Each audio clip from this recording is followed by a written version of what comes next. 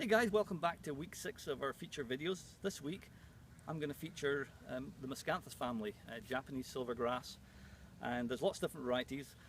I love them for a few reasons. First of all, they're very drought tolerant. They love the hot dry summers that we've just had. They really do best in that kind of weather. And then also you get a long season from them. They'll start flowering midsummer right through into fall, and then when they dry and the foliage goes dormant, it's so robust and it will stand up to most of the bad winter weather. So you got winter interest as well until you cut them back in the springtime. So that could be up to, almost 9-10 months of interest from them. So really great from that point of view. First I'll start with the smallest and then work my way up. The one I'm real got a passionate for is Miscanthus Little Kitten. I've got this in my garden. It's about 3 feet tall, so it goes well on a smaller border, and it's got these nice creamy silver plumes sitting on top of the foliage, and looks fantastic right now. Then another couple of shorter ones. Miscanthus Adagio was one of the shortest ones up until Little Kitten came along. Adagio gets to foliage about 4 feet, plumes about 5, a big cascading mound of foliage and plumes, looks really good. And then similar kind of size but different habit is Miscanthus Yakujima. The flowers get to the 4 to 5 feet tall, but the foliage is a bit shorter, maybe about 2.5 feet tall. Finer textured foliage, so it's a completely different look and more separation between the foliage and the flowers. So this is the one that was planted downtown at the convention centre, so if you're ever down there, this is the one that there's the most of. It looks really good in that application. Now we'll talk about some of the variegated foliage. These are they've got long strap leaves with longitudinal variegation, and they're either cream or white variegation. And we'll start off with Rigoletto, which is kind of shorter. It's around about the 4 foot mark, and all these are great for areas where you want to maybe create some impact. If you've got a dark fence or a hedge or something, you put this in front, or put some dark foliage or flowered plants in front. It really looks good. So Rigoletto, kind of a bit shorter. The old favourite, Morning Light, with a finer texture foliage, gets to about 5 to 6 feet. Sometimes flowers late in the season, kind of copper plume on top of the foliage. Looks really cool. And then the big daddy of them all is Miscanthus Cosmopolitan. Some of these leaves get to about 2 inches wide. In my garden it's about 7 feet tall. It's got massive big copper plumes on top that dry and will stay there all winter. Very striking, really adds something to a bigger part of the garden. Another one that's been very popular over the years is Miscanthus purpurescens, sometimes called flame grass, and it's got these nice silvery plumes that start kind of late summer, go right through into fall. Great cut flower, as they all are. But the reason that people like it a lot is it has phenomenal fall colour, although it only be for a short period of time. It starts off going these kind of burgundy colour, and then that fades to a brilliant orange, then to yellow, and then eventually the foliage just turns kind of brown and will remain there all winter. Gets to about 5 to 6 feet tall. Then the horizontal banded ones. There's been quite a few new varieties over the past few years. The smallest and most compact is Miscanthus Gold Bar, around about 3 feet, and then Gold Breeze is along the same sort of lines, but it's a bit taller, maybe 5 feet tall. Both of these will have plumes on later in the summer. The key thing with this is the banding is very, very tight, and it really creates a real big impact. So it's great in front of a border, in a container. It really gives a wow factor.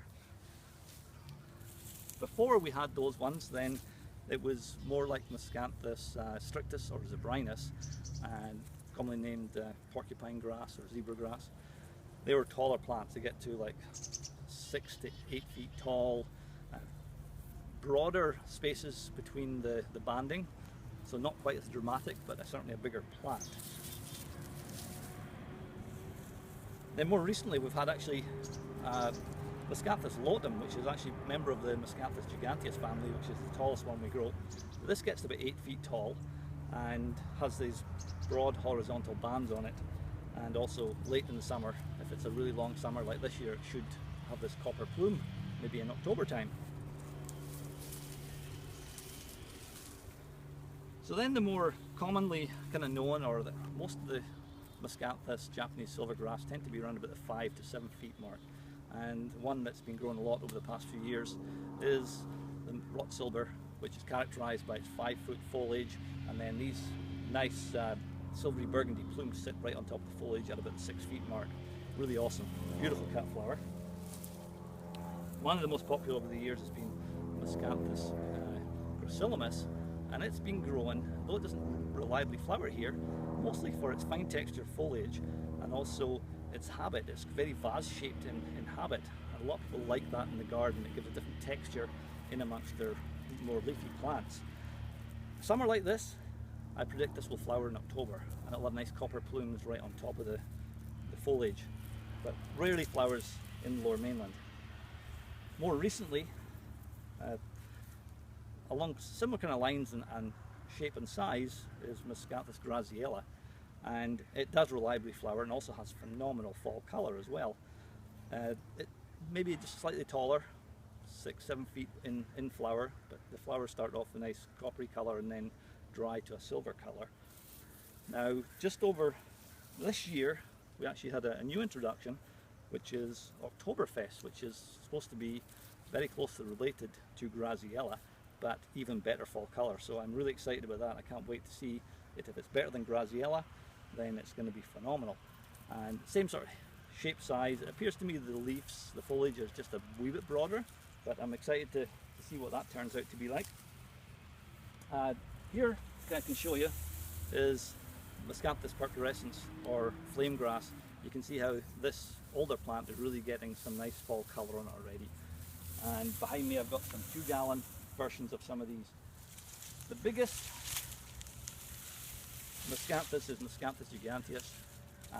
In the garden this is going to get up to 10 to 12 feet tall. Flowers late in the season, October. Last year we had a long hot dry summer and we had phenomenal flowers. I've never seen such great flowering off it. This year I predict it's probably going to be the same or even better. But if you've got something you want to create a bit of a seasonal hedge or make a big statement, then Miscanthus giganteus is the one to go for. I mentioned earlier on that some of these are great for cut flower, and all the Miscanthus plumes can be cut off. And what I do with them is you can cut these plumes at this kind of stage before they're fully opened, put them in a vase of water for a couple of weeks, drain the water off, and then as they dry up they get all puffed up like this, and they will last for years in a dry flower arrangement. What I did last winter was I took the plumes off this Miscanthus giganteus and then just made this kind of Christmas wreath, which is actually was quite striking. So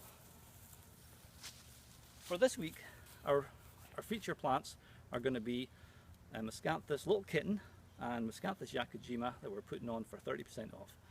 Thanks again for listening. Thanks from myself and all the staff at Exemplar. Have a great week. Thank you.